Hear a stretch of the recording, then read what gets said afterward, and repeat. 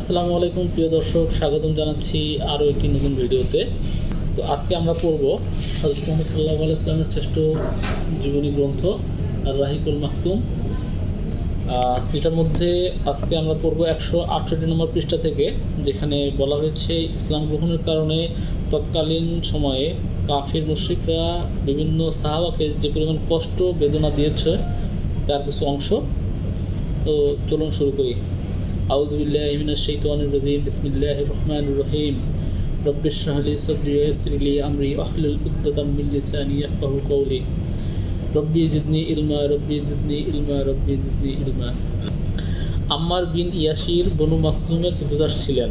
তার পিতার নাম ইয়াসির এবং মাতার নাম সুমাইয়া। তিনি এবং তার পিতা মাতা সকলেই একই সাথে ইসলাম গ্রহণ করেন। ইসলাম গ্রহণের কারণে তাদের উপর কিয়ামতের আযাব নেমে আসে। ইয়াসির রাদিয়াল্লাহু তাআলা আনহুর দুই পায়ে দুটি রশি বেঁধে দেওয়া হয় এবং রশির দুটো মাথা দুটো উটের পায়ে বেঁধে উট দুটোকে খুব জোরে জোরে কদমে বিপরীতমুখী তাড়ানো হলো। এর ফলে তার দেহ দ্বিখণ্ডিত হয়ে যায় এবং তৎক্ষণাৎ তিনি মৃত্যুমুখে পতিত হন। পাষণ্ড আবু জেহেল সুমাইয়া রাদিয়াল্লাহু তাআলা আনহুর গোপনাঙ্গে বর্ষা বিদ্ধ করে হত্যা করে।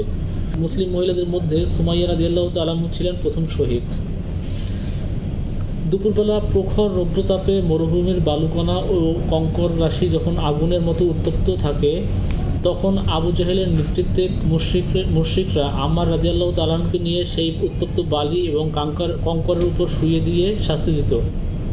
একদিন তাকে যখন সেভাবে শাস্তি দেওয়া হচ্ছিল, এমন সময় রাসূলুল্লাহ সাল্লাল্লাহু আলাইহি সাল্লাম সেই পথ দিয়ে যাচ্ছিলেন।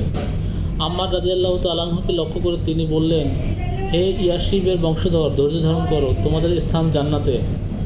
এভাবে আম্মার রাদিয়াল্লাহু তাআলা আনহুর উপর নির্যাতন চলতে থাকে।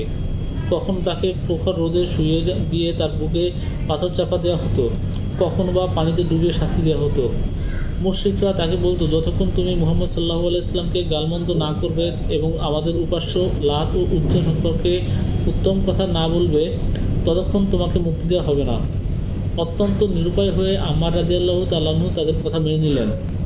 তারপর আম্মার রাদিয়াল্লাহু তাআলা আনহু রাসূলুল্লাহ সাল্লাল্লাহু আলাইহি ওয়াসাল্লামের দরবারে উপস্থিত হয়ে কান্না বিজড়িত কণ্ঠে সবিস্তারে ঘটনা বর্ণনা করে আল্লাহর দরবারে ক্ষমা প্রার্থনা করলেন।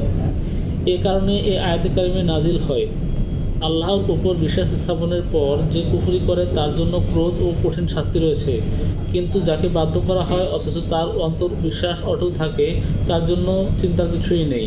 সূরা নাহল আয়াত 106।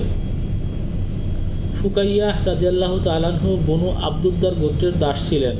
তার অপর নাম ছিল আল ফালাহ। ইসলাম ধর্ম গ্রহণ করার কারণে তার মালিক পায়ে বেরি পরিয়ে তাকে কঙ্করময় পথ প্রান্তরে টেনে নিয়ে বেড়াতো। খাব্বাব রাদিয়াল্লাহু তাআলা আনহু খুমাইয়া গোত্রের উম্মে আনমার নামীয় এক মহিলার দাস ছিলেন। মুশরিকরা তার উপর নানা ধরনের নির্যাতন চালাতো। কখনো বা খুব শক্ত হাতে তার চুল ধরে টানাটানি করে নির্যাতন চালাতো, কখনো বা আবার খুব শক্ত হাতে তার ঘাড় ধরে মচড়ি দিত। একসময় তাকে কাঠের জ্বলন্ত আঙ্গারের ওপর শুয়ে দিয়ে তার বুকে পাথর চাপা দেওয়া হয়েছিল, যাতে তিনি উঠতে না পারেন। এতে তার পৃষ্ঠদেশ পুড়ে গিয়ে ধবল কুষ্ঠরোগীর মতো সাদা হয়ে গিয়েছিল।